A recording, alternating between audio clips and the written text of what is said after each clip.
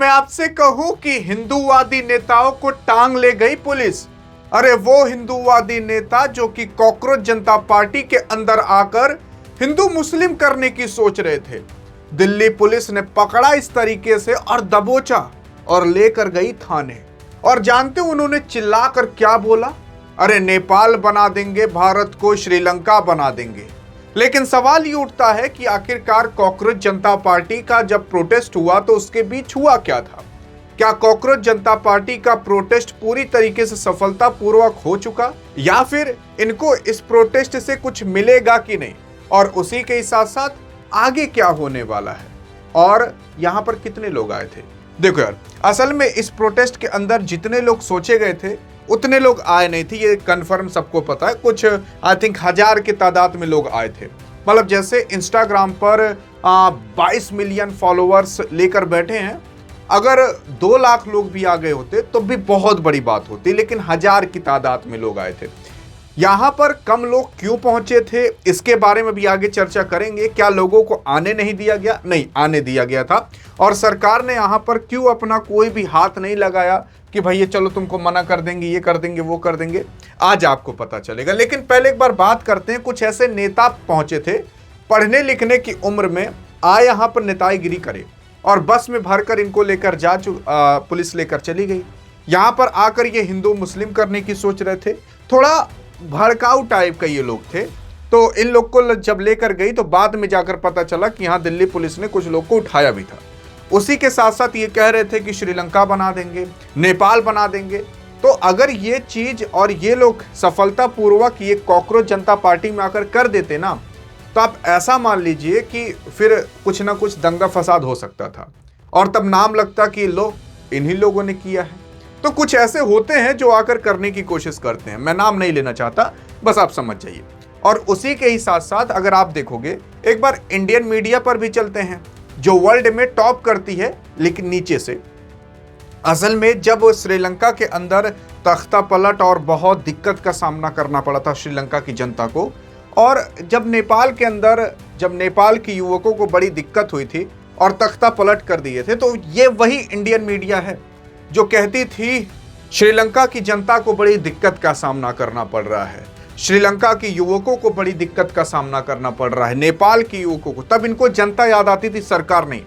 भारत के अंदर जब स्टूडेंट को दिक्कत का सामना करना पड़ रहा है तब इनको सरकार याद आ रही है, स्टूडेंट नहीं। तो मतलब आप समझ सकते हो, बाकी आगे बताने की जरूरत नहीं है। और उसके साथ साथ यहां पर अगर आप देखने की कोशिश करोगे तो मोदी जी ने या फिर किसी और ने कुछ किया क्यों नहीं?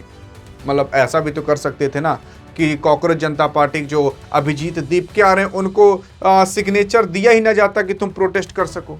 देखो, अगर यहां पर प्रोटेस्ट करने से रोका जाता तो इनके सपोर्ट में काफी लोग आ सकते थे। अभिजीत दीपके की स्क्रिप्ट कुछ इस तरीके से थी कि भैया हम आएंगे, एयरपोर्ट पर उतरेंगे और उसके बाद जब हम जाएंगे पुलिस स्टेशन, वहां पर हम मांगे होंगे कि भैया हमें करने दीजिए प्रोटेस्ट, और सरकार हमें प्रोटेस्ट नहीं करने देगी। ये सबको पता है, 90% केस में लोगों को लग रहा था कि इनको इजाजत मिलेगी नहीं। लेकिन पहले से ही सरकार तैनात बैठी थी।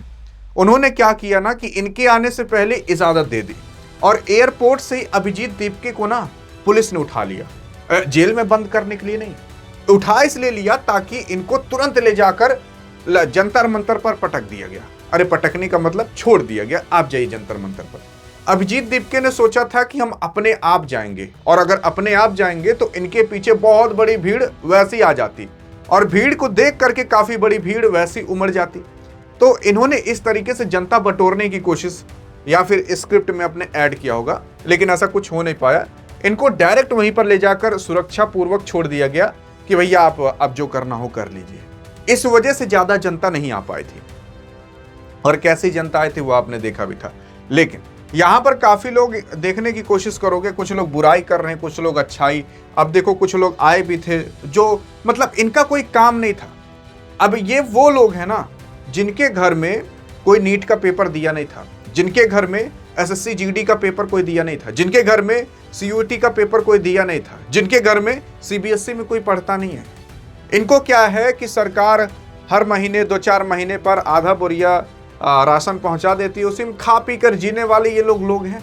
यहां पर आकर प्रोटेस्ट हो रहा है, यहां पर इनको आग पता नहीं क्या खुजली मची हुई, चले टांग अड़ा दें उसमें भी।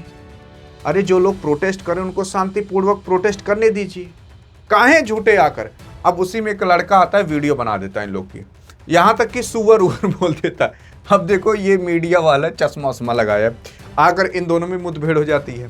फिर उसके बाद पूछता है कि भैया आपका चश्मा जो दूसरा था वो बदल क्यों गया। ऐसे तमाम चीज़ें हुई थी और तमाम बेइज्जती भी हुई, कुछ अच्छाइयाँ भी हुई।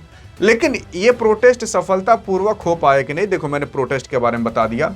एक जगह यहाँ तो काफ़ी बड़ा बवाल मच गया था, एक बूढ़े आदमी थे और एक लड़की थी, यहाँ बहुत बड़ा बवाल मच गया था। देखो असल में इसका असर पड़ा है, असर इसलिए पड़ा है, भले ज़्यादा जनता यहाँ पर ना उमड़ी हो, लेकिन दुनिया भर के जैसे CNN, अल जज़ीरा, बहुत बड़े बड़े जो पत्रकार हैं या फिर जो बड़े बड़े न्यूज़ मीडिया हैं, उन्होंने इस कॉकरोच जनता पार्टी का विरोध नहीं बल्कि समर्थन किया है। कई सारे लोग तो ये भी लिख रहे हैं, दुनिया भर के जो न्यूज़ रिपोर्टर्स हैं, कि भारत के युवक अब जाग रहे हैं, उनको इंसाफ चाहिए। इसका मतलब ये भले छोटी सी चीज जंतर मंतर पर हुई, लेकिन इसका असर पूरी दुनिया में पहुंचा है। और अब जो अभिजीत दीपके हैं वो कह रहे हैं कि हम इस प्रोटेस्ट को और बड़े लेवल पर लेकर जाएंगे। लेकिन अभी भी सरकार के कान पर जू नहीं रेंगा है कि वो धर्मेंद्र प्रधान को हटा दें। लेकिन अगर धर्मेंद्र प्रधान को उनके पद से हटा दिया जाता है तो इससे विपक्ष वालों को काफी ज्यादा बहुत फायदा होगा। ये फायदा होगा कि देखो युवकों की कितनी बड़ी ताकत है कि वो एक बार एकजुट हुए, उन्होंने धर्मेंद्र प्रधान को उनके पद से हटा दिया। विपक्ष को ये फायदा होगा। लेकिन यहां पर यह बात भी सही है कि यार जो स्टूडेंट उनको इंसाफ चाहिए, वो इंसाफ मिल नहीं रहा, कोई इसके बारे में बात नहीं कर रहा। और जब ये सारी चीजें हो रही थी तब कोई भी, कह सकते हो जो गोदी मीडिया कहा जाता है, कोई भी इस चीज को कवर नहीं किया था कि हम भी कवर कर लें। उनका कुछ अलग ही चल रहा था। कहीं बता रहे हैं कि वहां पर ये हो गया, वहां पर भैंस लड़ गई, वहां पर गाय लड़ गई, आपस में टकराउल कर लिए, एक आदमी को कुकुर काट लिया। उनका अलग ही चल रहा था। ये इतनी बड़ी चीज जो दुनिया भर के मीडिया कवर की, ये नहीं कवर किए। क्योंकि अगर ये कवर कर लेते ना तो देश भर के अंदर काफी तगड़ा बवाल मच सकता था। बवाल का मतलब बहुत तेजी से ये चीज वायरल हो सकती थी देश के अंदर। लेकिन विदेश के जो पत्र हैं उन्होंने भी इस कॉकरोच जनता पार्टी के बारे में एक बार रुख जरूर दिखाया है और छापा जरूर है। इससे क्या है कि सोच कर देखिए, जब इतने छोटे लेवल पर इतना बड़ा प्रभाव हो सकता है, तो अगर इसको और बड़े लेवल पर किया जाएगा तो बहुत बड़ा प्रभाव हो सकता है। और अब सरकार को भी पता है यार कि ये तो जितना हमने सोचा तो उससे बहुत बड़ा इंपैक्ट हो गया। मतलब यहां पर जनता कम आई थी, लेकिन इंपैक्ट विदेश के अखबार तक गया है।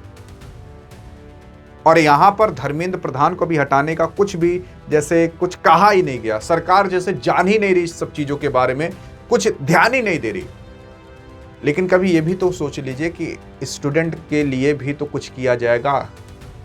जो युवक इस देश की शक्ति हैं, अगर उनकी ही बारे में बात नहीं की, एक भी मीडिया बात नहीं कर रहा कि एक बार इंसाफ मिल जाए।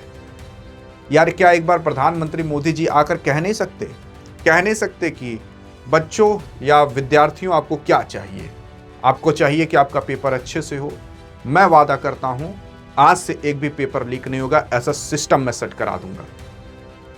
अगर इस तरीके से प्रधानमंत्री मोदी जी आकर कह देना तो धर्मेंद्र प्रधान को हटाने की जरूरत भी नहीं होगी। या फिर कह दें आप सरकार को एक बार वापस मौका दे दीजिए, आज से कभी भी पेपर लीक नहीं होगा। कुछ टीचर को तो मैं देख रहा हूं, टीचर नहीं कह सकते, उनको तो यूट्यूबर्स ही कह सकते हो। अगर वो टीचर होते तो इस तरीके से बात नहीं करते।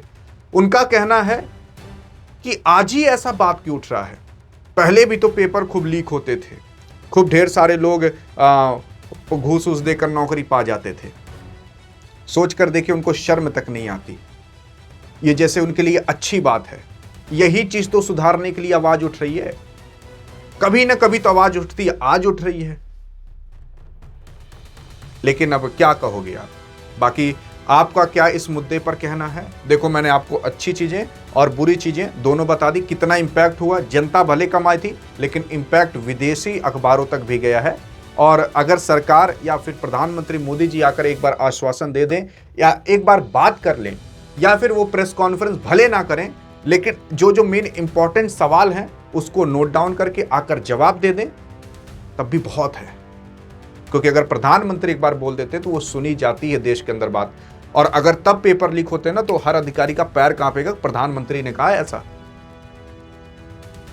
लेकिन अब आप क्या कहना चाहोगे इस मुद्दे पर, देखते हैं आपकी क्या राय है। बाकी हाँ, अधिक जानकारी चाहिए तो स्टूडियो मिलते हैं, तब तक लिए जय हिंद जय भारत।